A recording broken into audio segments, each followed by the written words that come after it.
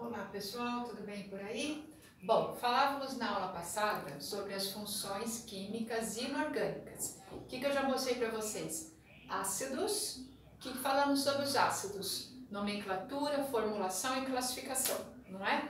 A mesma coisa fizemos para as bases, ou hidróxidos. O que falamos sobre bases? Como dar nome, como fazer fórmula e como classificar. Agora nós vamos fazer o seguinte, agora nós vamos juntar ácido e base. Nós vamos começar a mostrar reações químicas inorgânicas, tá? A primeira reação que eu vou mostrar para vocês chama-se reação de neutralização ou salificação, tá? Bom, vou usar aqui como exemplo o clássico HCl mais NaOH. Antes de falarmos aqui do produto formado entre eles, vamos lembrar como é que a gente dá nome ao ácido, como é que a gente dá nome à base, tá?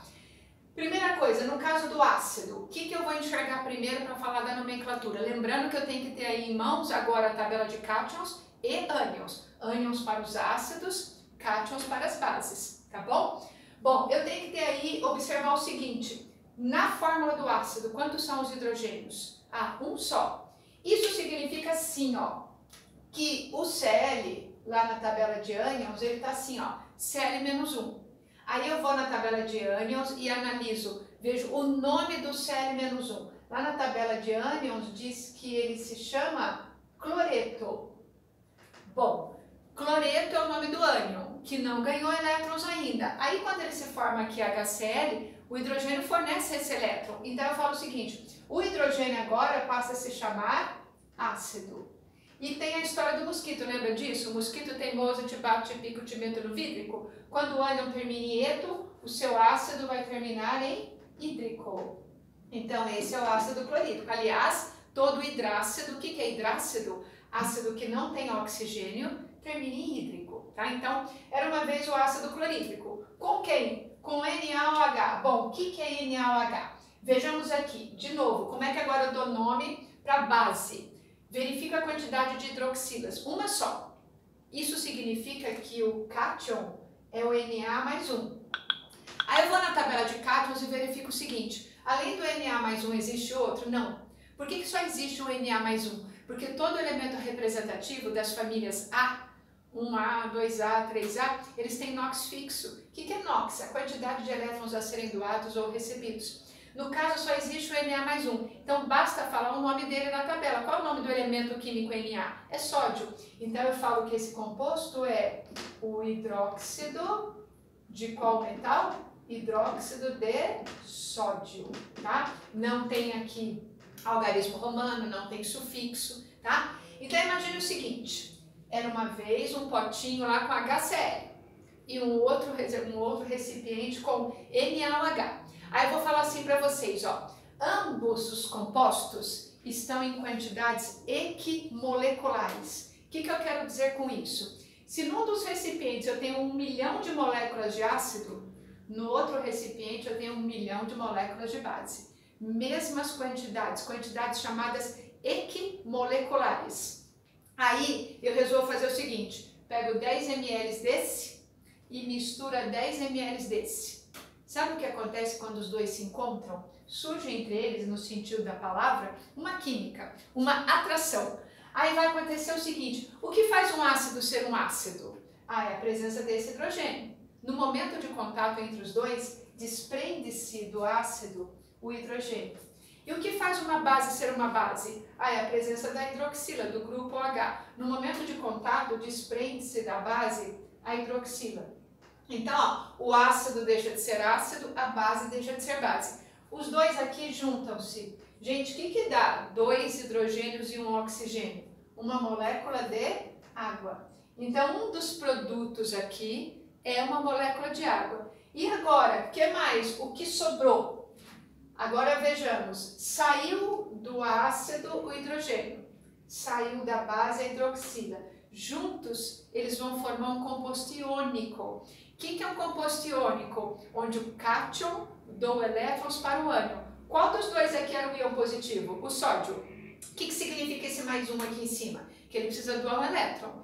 Quem aqui é o íon negativo? O ânion, o cloro. O que significa esse menos 1? Que ele quer receber um elétron. Os dois se juntam, formando uma molécula de NaCl, cloreto de sódio, sal de cozinha, certo? Acabamos de produzir uma reação de salificação. Sabe o que é uma reação de salificação? De produção de um sal. O que é um sal? Sal é um composto iônico, certo? Que deriva de quê? No caso aqui da mistura de um ácido mais uma base. Isso produzido em laboratório. Existem sais que são minerais, que estão nas montanhas, no solo, no subsolo, nas rochas, que não necessariamente não foram através desse tipo de formação a sua produção, tá? Mas nesse caso aqui, nós temos um composto iônico que deriva de um ácido e de uma base, tá? Esse composto iônico, ele tem que ter uma nomenclatura. A nomenclatura vai ser assim, ó, primeiro, nome do ânion. Então aqui você vai colocar o nome do ânion, a conjunção de, em seguida você vai colocar o nome do cátion. Então é como se você fizesse a leitura da direita para a esquerda, porque aqui nós temos o ânion e aqui do outro lado nós temos o cátion. Qual o nome do ânion Cl? Cloreto. Então eu vou dar nome a esse sal assim, ó. Esse vai ser o cloreto. Agora vem a conjunção de, e agora vem o nome do cátion. Como é o nome do cátion Na? Sódio. Então esse é o cloreto de sódio, que é o nosso conhecidíssimo sal de cozinha. Tá certo? Então esse é um sal. Daqui para frente estudaremos sais. Para estudar um sal, eu estou mostrando para vocês, por exemplo, uma reação de obtenção, que é a reação de neutralização ou de salificação. Essa reação chama-se reação de neutralização total. O que eu quero dizer com reação de neutralização total? Não sobrou mais no ácido hidrogênio e não sobra mais na base hidroxila. Todo o ácido foi neutralizado por toda a base, produzindo sal e água, tá? Na hora de dar nome ao sal, vem nome do ânion seguido do nome do cátion. Cloreto de qual metal? Cloreto de sódio, tá? Tudo bem nesse primeiro exemplo? Então, sal e hidrogênio, sal e hidroxila juntos formam água. O que sobra é o sal, reação de salificação, de produção de sal, tá certo? Deixa eu mostrar para vocês aqui mais exemplos dessa reação de neutralização. Lá no laboratório seria o que? Nós teríamos que ter soluções preparadas de base, solução preparada de ácido, e aí misturaríamos, se elas forem de mesmas concentrações, não pode ser uma mais forte e uma mais fraca, né? Senão vai sobrar um e vai faltar outro. Mas quando elas tiverem as mesmas concentrações, ao misturarmos volumes iguais, o ácido é neutralizado pela base, a base é neutralizada pelo ácido e juntos vão produzir o quê? Sal e água, tá? Esse sal estará dissolvido na água, se ele for solúvel. Nem todos os sais são solúveis. Muitas vezes você vai enxergar a presença do sal, porque ele não se dissolve naquele meio. Ele se forma e aí vai ficar no fundo do recipiente, por exemplo, tá? Deixa eu mostrar para vocês mais um exemplo. Agora eu falo assim para vocês, olha, eu tenho agora esse ácido aqui, ó, tá? E esta base aqui, ó. Aí eu falo para vocês, eu quero que você monte para mim a equação de neutralização total, indicando o nome dos reagentes, nome do produto, tá? Fazendo o processo de salificação. Bom, então, primeira coisa, vamos à nomenclatura. Esse é ácido, este é base. Como é que a gente dá nome a um ácido? Primeira coisa, observamos o número de hidrogênios. Quantos hidrogênios você vê lá? 2. Isso quer dizer que o SO4 é bivalente. E lá na tabela de ânions está escrito que ele se chama sulfato.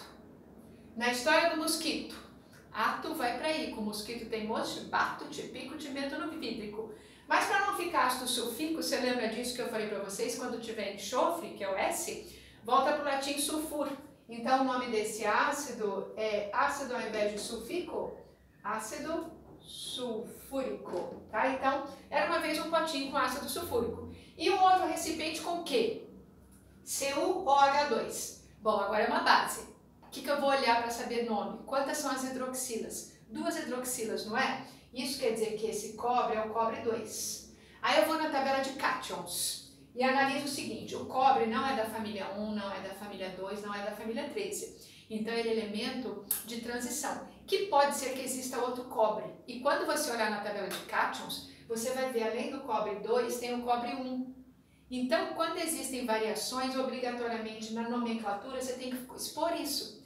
Você tem que falar o seguinte: olha, esse é o hidróxido que eu fiz com o cobre 2, que entre os dois é o mais rico. Então, eu posso chamá-lo ele assim, ó.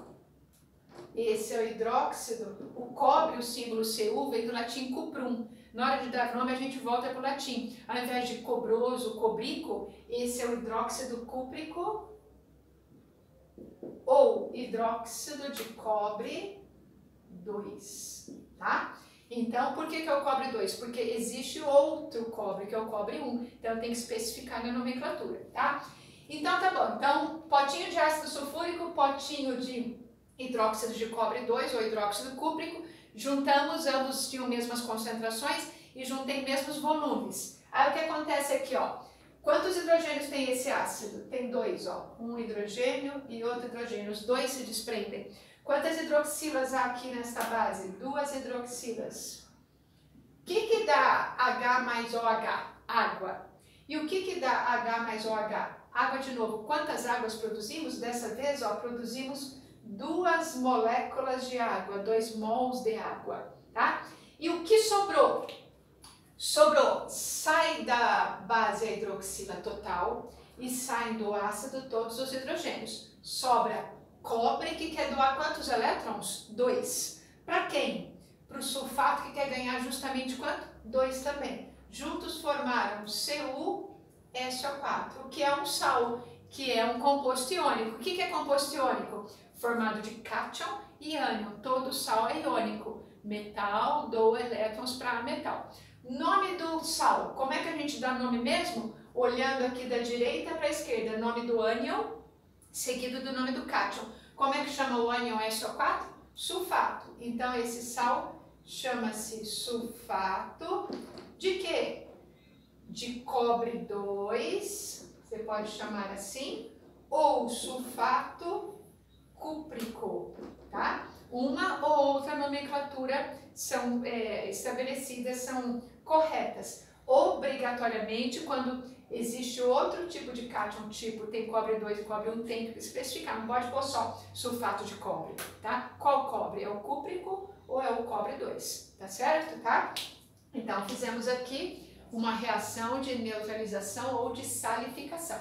Agora eu vou mostrar para vocês mais um exemplo aqui, que agora eu falo assim, ó, nós vamos fazer o contrário. Eu falo para vocês, quero produzir um sal.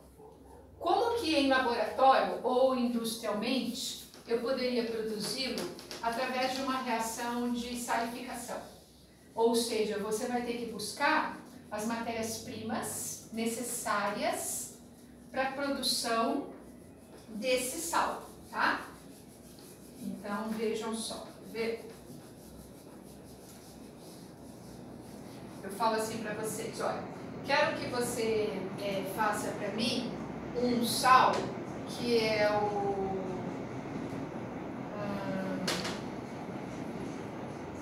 borato de alumínio. Esse é o sal que eu quero que você faça. Busque para mim quais são os reagentes necessários e monte para mim a equação de neutralização ou de salificação. Bom, primeira coisa, nós vamos ter que fazer fórmula do sal para buscar a informação anterior, tá? Bom, o que eu preciso? Tabela de cátions e ânions. Borato lá na tabela tá assim, gente, ó, BO3 menos 3. Alumínio, você tá vendo aqui algarismo romano? Não. Você tá vendo aqui sufixo aluminoso, alumínico? Também não. Isso significa que só tem um alumínio. Procura na tabela de cátions o alumínio existente. Aí você vai encontrar assim, ó, Al mais 3. O que você vai fazer agora? Eu não disse que sal é um composto iônico? Você vai fazer nada mais aqui do que aquela ligação iônica do escorrega e cruza. No escorrega e cruz você mostra, era uma vez o cátion que queria doar elétrons para o ânion, não é? Então você faz assim, ó, era uma vez o alumínio que queria doar quantos? 3 elétrons. Para quem?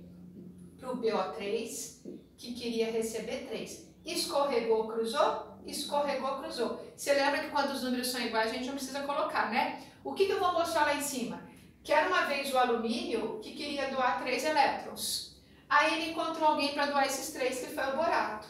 Juntos formaram a LBO3. Esse é o borato de alumínio, esse é o sal, tá? Agora o que eu vou ter que fazer? Vou ter que pensar no antes aqui, ó. Da onde vem as matérias-primas para produzir esse sal? Bom, sal no laboratório ou industrialmente não pode ser produto de uma reação entre ácido e base? Então vamos procurar qual ácido e qual base. Eu já tenho tudo prontinho aqui, ó. Quando eu fiz isso daqui, eu já descobri, ó, o BO3 é o ânion, não é? Ele vai precisar do hidrogênio, que é o cátion. O alumínio é o cátion, vai precisar da hidroxila. Então, qual base e qual ácido? É um ácido que o BO3 vai usar quantos hidrogênios? 3 hidrogênios. H3BO3. É esse o ácido que eu preciso. E qual base? Alumínio vai ter que usar quantas hidroxilas? 3 hidroxilas. AlOH3. O que eu formei aqui, ó? Esse ácido,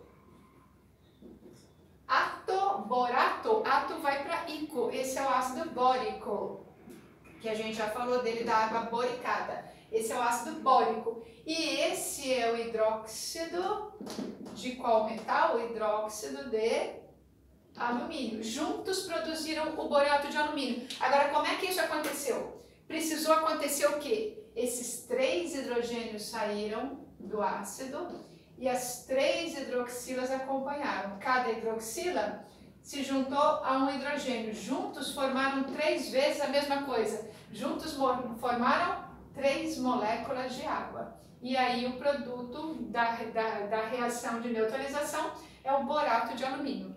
Ácido mais base produzindo sal e água. Tá certo? Tá?